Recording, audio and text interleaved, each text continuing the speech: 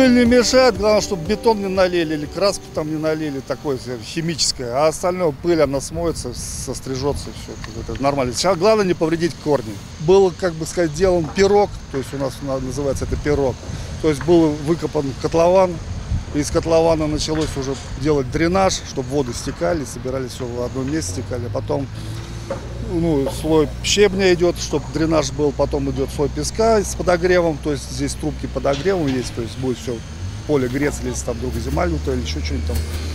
Ну и полив сверху подогрева, полив уже проложит.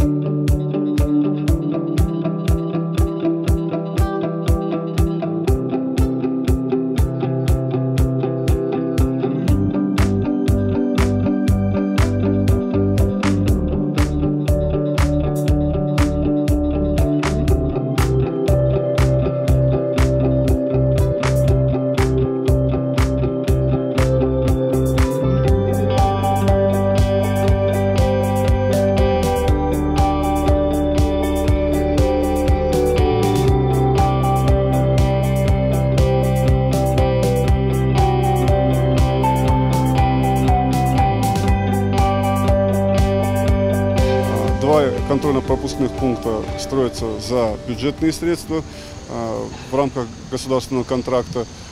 Остальные контрольно-пропускные пункты, 2 стационарных, 4 мобильных, модульных, строятся за внебюджетные средства, за личные средства Владимира Валерьевича Гуриева. Точно так же, как и футбольное поле, эта работа выполнялась за средства президента футбольного клуба. Порядка 90 миллионов рублей было израсходовано на устройство футбольного поля. Суммарно дополнительных средств, помимо контракта, здесь будет использовано порядка 380 миллионов рублей.